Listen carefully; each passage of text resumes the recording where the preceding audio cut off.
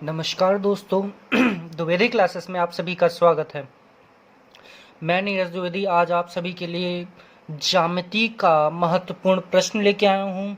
ये ऐसे प्रश्न हैं जो कहीं ना कहीं पूछे गए हैं और इनके आने की भी संभावना अत्यधिक है। तो चलिए मैं आपका समय ना बर्बाद करते हुए अपना ये लेक्चर शुरू करता हूँ। अगर आपको मेरे ये प्रयास अच्छा लगता है तो वीडियोज़ को लाइक करिए और ज़्यादा से ज़्यादा शेयर करिए।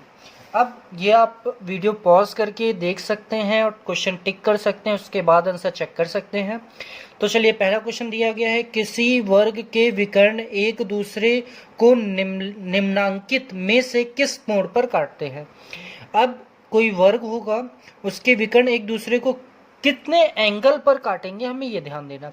विकर्ण मतलब होता है डायगोनल, ठीक है। तो हम जैसे देखेंगे विकर्ण की बात आएगी कितने डिग्री कोण पर काटेंगे, तो ये होता है कितना अपना कितना 90 डिग्री का, क्योंकि वर्ग में 90 डिग्री का ही बनता है। 60 डिग्री कोई मतलब नहीं, 30 डिग्री का भी कोई मतलब नहीं, 180 का भी नहीं। तो क्या होगा इसका आंसर 90 डिग्री।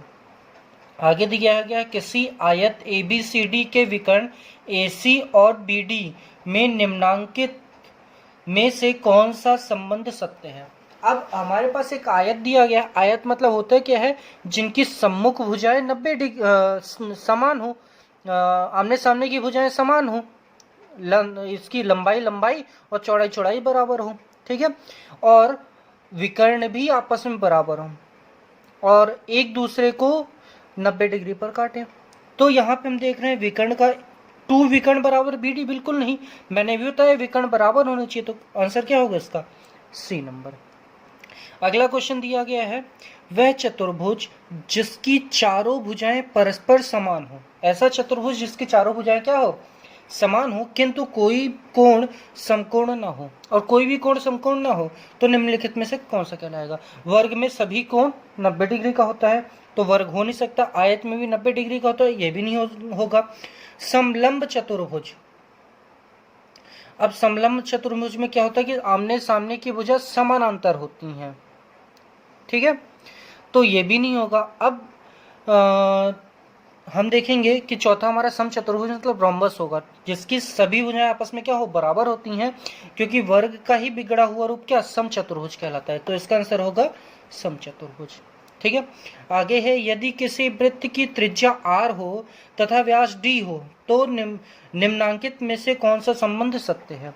अब जो त्रिज्या होती है वो व्यास की क्या होती है, आधी होती है, या व्यास जो होता है वो त्रिज्या का क्या होता है, 2 गुना होता है। तो हमने देखा त्रिज्या बराबर व्यास बिल्कुल नहीं होगा, त्रिज्या बराबर 2 गुना व्यास बिल्कुल नहीं होगा, 2 गुना त्रिज्या बराबर व्यास, बिल्कुल यही होगा हमारा आंसर। आगे, किसी वृत्त की परिधि के किसी निश्चित बिंदु से वृत्त के कितने व्यास खींचे जा सकते हैं, निम्नलिखित में से सही उत्तर चुनिए। अब बोला है किसी वृत्त की परिधि पर किसी निश्चित बिंदु से, अब बिंदु निश्चित होने चाहिए, से वृत्त के कितने व्यास खींचे जाते हैं। बिंदु अगर निश्चित है तो केवल एक ही व्यास खींचे जाएंगे, ठीक है। आगे दिया गया है कि वर्ग के प्रत्येक कोण की माप निम्नलिखित में से कौन सी होगी। अब वर्ग है तो प्रत्येक कोण का माप कितना 90 डिग्री होगा, तो इसका आंसर क्या होगा 90 होगा। ये 1 लाइन फैक्ट है हमारे डायरेक्ट, कि अगर हमें प्रॉपर्टी पता है तो हम इसको कर सकते हैं, प्रॉपर्टी नहीं पता तो हम नहीं कर पाएंगे, ठीक है। इसलिए हमें कोशिश करना है कि उसकी पूरी प्रॉपर्टीज देखनी है, और मैंने इसके पहले वीडियोस बनाए भी हैं, लगभग 16 वीडियो केवल इसकी प्रॉपर्टी पर ही बनाए हैं और छोटे छोटे पार्ट्स में बनाए हैं, इसलिए आप लोग पहले उनको देखिए, फिर इन प्रश्नों को हल करने की कोशिश करिए।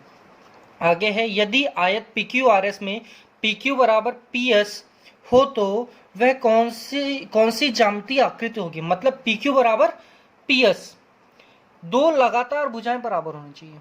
अब 2 लगातार भुजाएं वर्ग में बिल्कुल हो सकती है, समलंब चतुर्भुज नहीं होगी, आयत 2 लगातार भुजाएं बराबर नहीं होती, नन, तो वर्ग की 2 लगातार भुजाएं अपनी क्या होती हैं, बराबर होती हैं। अब दोस्तों ये 2 क्वेश्चन आप सभी के लिए होमवर्क है, मैं चाहता हूं कि आप कमेंट करके मुझे ये बताइए, और यहीं पे मैं अपना लेक्चर खत्म करता हूं। धन्यवाद दोस्तों।